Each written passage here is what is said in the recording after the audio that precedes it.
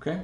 Over on Vlad's channel, Bobby Ladd is doing an interview over there, and Vlad showed some documents that state that you offered Michael Dorrough $500,000 to take out Biggie. I wanted to know first. I want to get your comments on this in these documents, but I want to get your opinion and your thoughts on him showing that and what you think about it. Oh, well, of course. I mean, I'm, well, my first question would be, okay, why y'all give a That's me. That's Reggie Wright. But I know that pisses y'all off, so I'll be politically correct.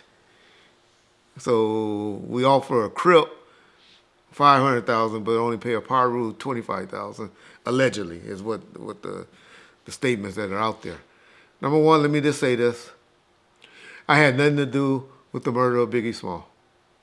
Y'all can believe it, take it where y'all want, or Tupac Shakur. But I tell y'all all the time, I can give a what y'all think about me having something to do with the death of Biggie Small. I don't care. I didn't know the man. Oh, well. Told you. 28, 29-year-old Reggie Wright was applauding the shit. Was glad. Had a grin every time somebody brought it up. 50-year-old to 50, what, I'm 56 now, 57 now. Hate that it happened. Feel bad for him, mainly his mother and his kids. Now we got that out of the way. Said that.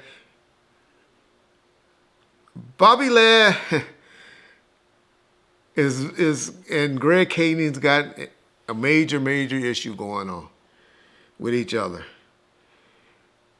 Greg Kading had Timmy's best friend, more like a brother, allegedly, sneakily removed off the task force that Greg was the handling agent on the case.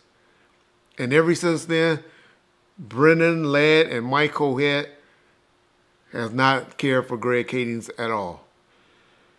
I've told y'all on many occasions, and that's why I always laugh when y'all, oh, the cops lying and all of this, and I used to try to tell y'all, you might can get 2 or 3 motherfuckers to conspire for some cover-up shit, but you ain't gonna get 16 cops to conspire and be on the same page. It's not happening. Can't get 16 people in anything on the same basketball team.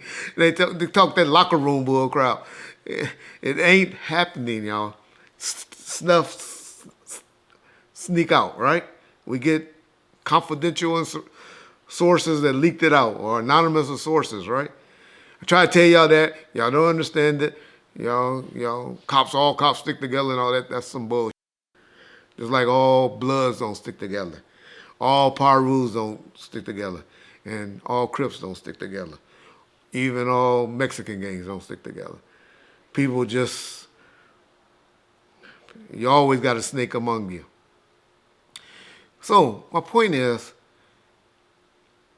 Bobby making statements, Bobby has never, and y'all got to understand, Bobby and Timmy were 2 of the best Compton street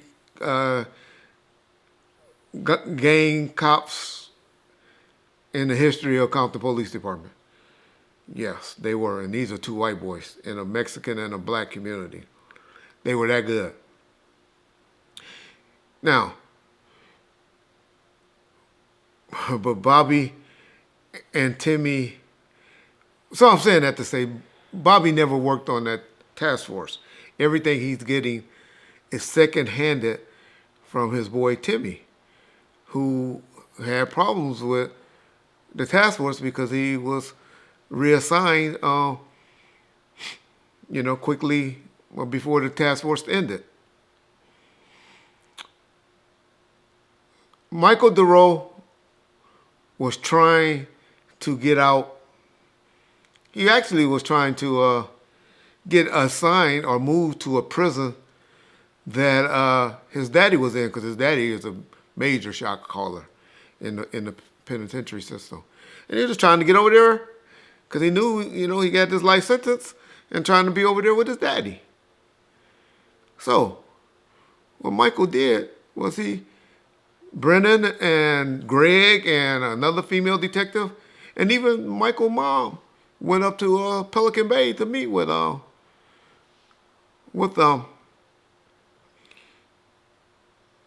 with Michael to try to get him to talk. Anybody that was close to Orlando, they wanted to talk to see what he knew.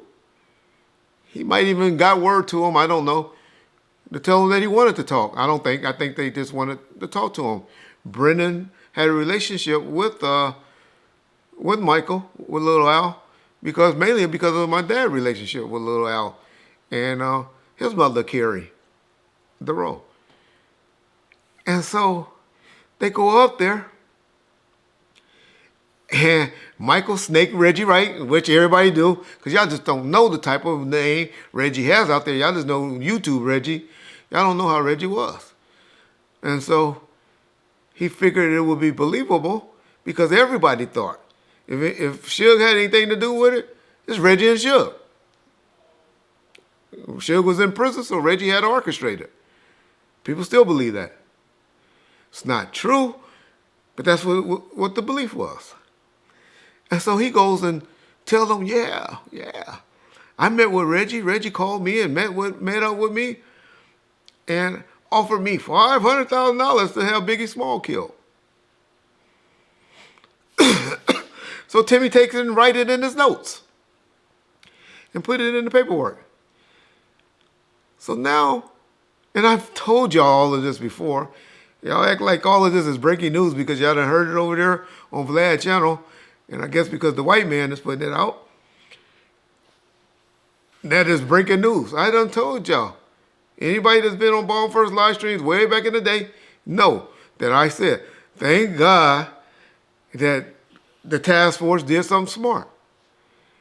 They kept monitoring Michael Dorrough's, Little Al's phone call. Luckily, he's a stupid motherfucker. At the time, he's still my little brother. Not my little brother, but he's like a cousin to me. I gotta understand relationships in Compton.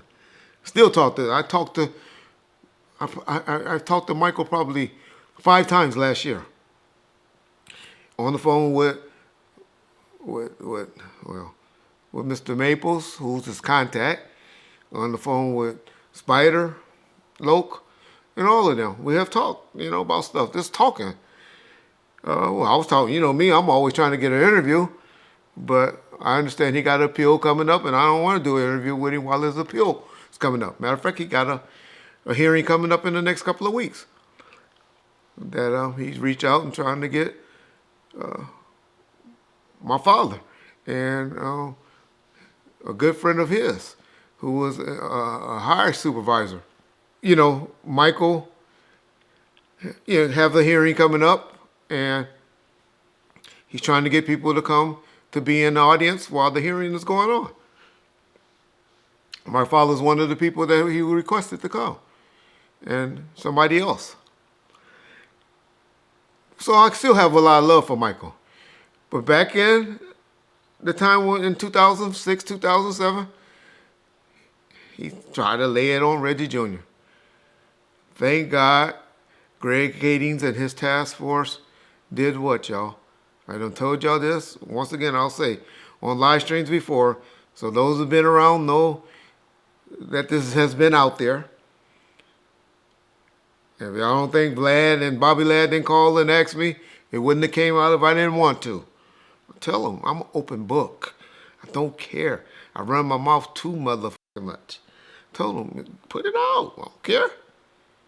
But what they neglected to tell y'all and explain to you stupid trolls is they overheard Michael telling people on the phone what the lie he told and trying to get them to verify it. And that's when they knew, oh, we've been played. And that's why Michael never got moved with his daddy. And that's why he's was never considered a valuable informant or witness, snitch, rat, whatever you want to call him, on the case because he was lying. So y'all get it, y'all got it. But the reason that it was put up was number one, because Lad brought it, and being transparent with Lad, and brought the paperwork. Matter of fact, we're going to put up the paperwork. Y'all can read it. But like I said, all of this has been investigated, was investigated, and they got the tape recorders to prove that Michael was telling people on the streets how to verify his lie. So thank God for recordings getting taped by the prison. Why Vlad and Lad didn't go into details like this? It's because simply, Lad didn't know. He didn't work on the case. But there's people that does know that can verify it. And once again, when it comes to Biggie,